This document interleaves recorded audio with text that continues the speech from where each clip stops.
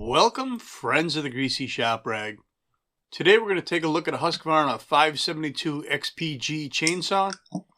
The customer complaint is that it's boggy in the cut. Let's take a look inside the fuel tank and see what there is to see. The first thing I want to do is remove this fuel filter and pressurize the fuel line. I'm going to put 10 pounds of pressure on this line and I want to see if it holds. That'll tell me whether or not there's a hole in the line or if there's a leak in the carburetor. Fuel filter, you'll notice there's a big brown spot on the bottom of it compared to a new one. But the sides of it looks pretty decent. You think that could be our problem, just the fuel filter? Here on the fuel line we have a bulge in the line, and this is a magnet that Husqvarna's added. The idea is that if there's any metal in the fuel tank, it's going to get attached to that magnet rather than going through the filter and into the auto-tune portion of the carburetor and screw it up. I don't know the history of the reason they put the magnet there. They must have suspected they had problems with metal in the auto-tune system, but there it is. That's what that bulge is in the fuel line. When I was wiping that line to see if I could feel any metal fragments or see any residue or staining from fragments, I noticed that the fuel felt a little slimy, or the line did anyway. That's really not a great sign. I'm not sure why that would be. So looking under the hood, I mean, that air filter looks really good. I don't see any dirt in that intake. You know, this being a G model, it means it's got heated handles, and that blue air filter base is an indication of this being a G model. We're going to dump this. So we are going to pull the carburetor off. I want to look at the micro screen in the carb. I'm going to dump the fuel out of the tank here before I do that so I don't make a big mess.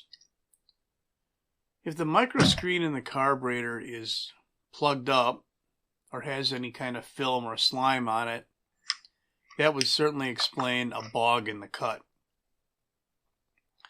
That screen filters all the fuel that goes into the carburetor, or I should say into the metering chamber. And if fuel can't get in there, then it's going to run lean.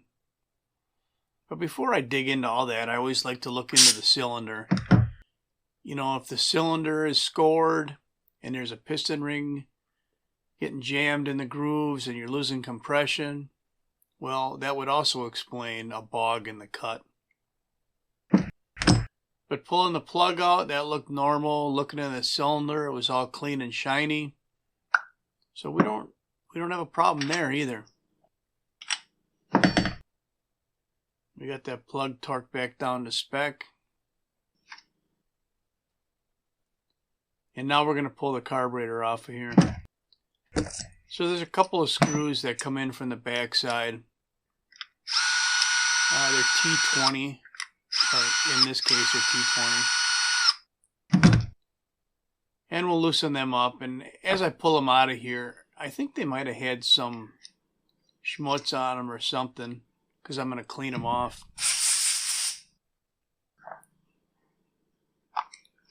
So, I mean, I know you're not going to recognize this saw, but a lot of you might recognize the owner of the saw. His name is Chris, and he has a YouTube channel called In the Woodyard. I'll put a link in the description to his channel. Chris brought this one in complaining of the bog in the cut. So we're going to see what we can do for him. So this is going to be the fuel return line. I'm prying it off the back side of the primer bulb. And there's a couple of little holders for that line on the back side of that blue air filter base. And we'll show you a closer look at that later. We have a fuel line that runs from the carburetor to the purge bulb. And then we have this electrical connector that we normally tap into for connecting to the computer. There's a few wires underneath here. You just got to take a good look at what's going on and put it back the same way. If you need to take a picture of it, you know, do that. Put it back the same way you take it apart. Alright, here's our air filter base, and you'll see this thing's really clean. I mean, I don't see any dirt in there at all. That is impressive. You notice my thumb is holding a gasket, and I'll show you that gasket later. This is a heating element. This is part of the XPG model. It heats the carburetor for winter use. We can just unplug it and move it off to the side. Now on top of the carburetor, there's a bracket for those electrical connections that we disconnected. And we'll get that off of there. First we're taking the throttle line off. We just open up the throttle a little bit and pop the ferrule out of the catch on the side of the carburetor. And then we're going to push the fuel line off the carburetor as well.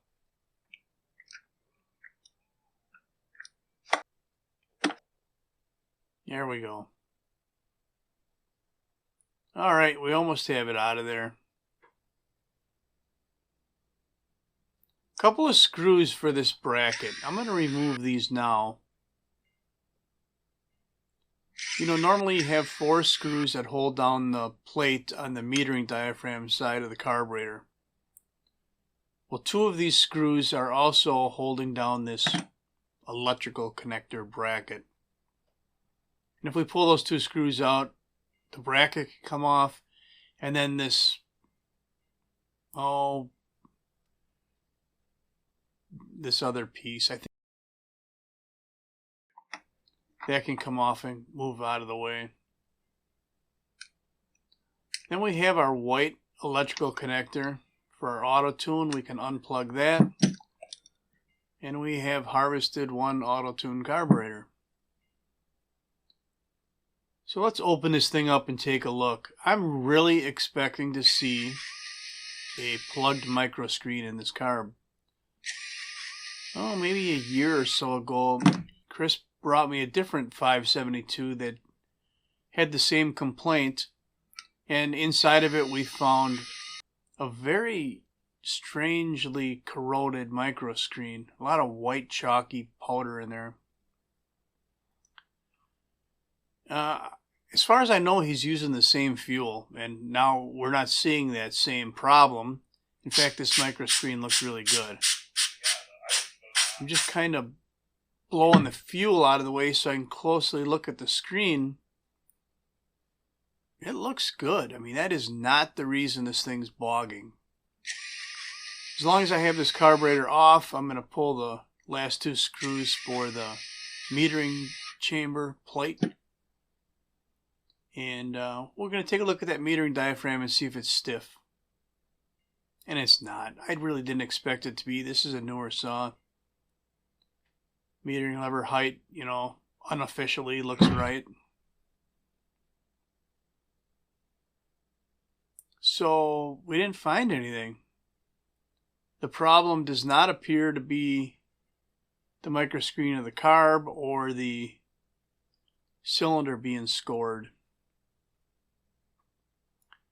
So now I want to pressure test this saw. If it's got a big air leak, you know, that would certainly explain a bog. Auto tune can only compensate for so much of a leak before it just can't compensate anymore. So we are plugging the intake. We remove the muffler and we're going to block off the exhaust. There's a lot of different ways to do this. I happen to be using a plate, but you could sandwich a piece of rubber in between the muffler and the cylinder head. We're going to remove the spark plug, and I'm going to put an adapter in there so I can connect my Mightyvac MV8500 pressure tester. Just got to finish snugging down this block off plate on the exhaust.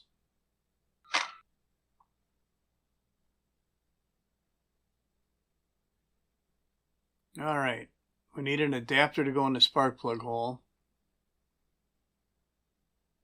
14 millimeter in this case.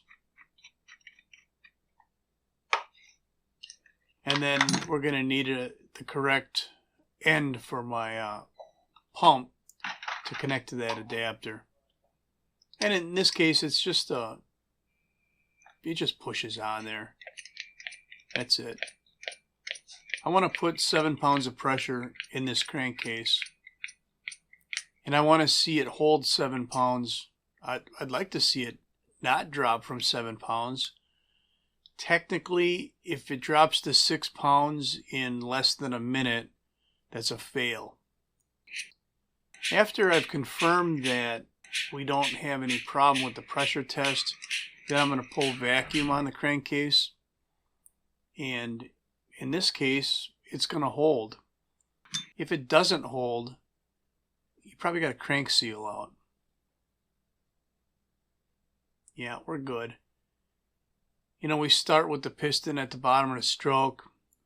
We might move it around a little bit just to make sure. The needle might fluctuate, but as long as it doesn't drop, we're good.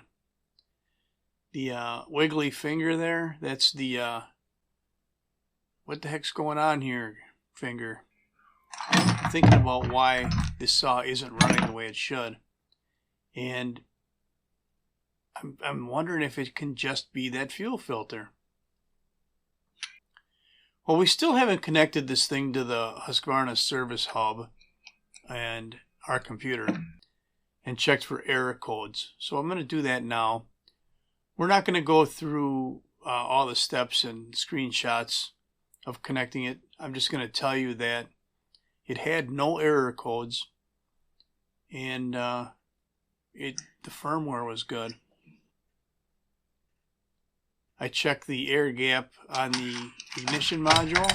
We're good there.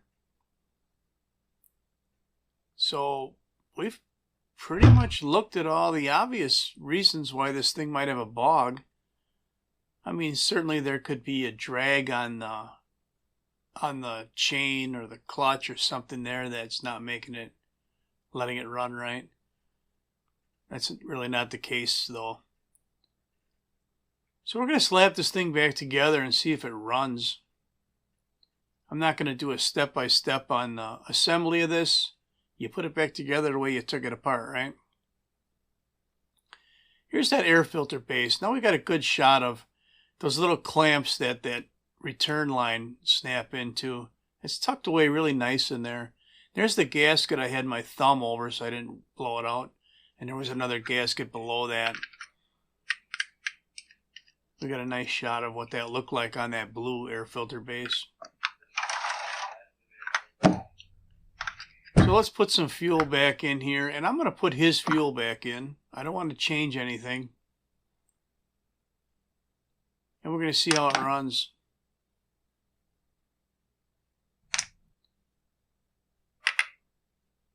That funnel works really nice for this. It's a radiator fill funnel if you're looking for something like that. So let's fire this thing up.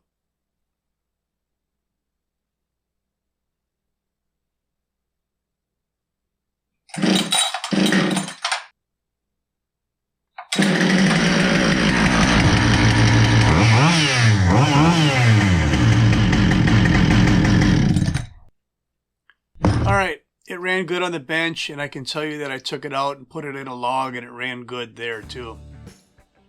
So the only problem I found was this fuel filter, and you can see just there one brown stain on the bottom of it, but the sides of it all look really good. So let's cut this thing open and take a closer look.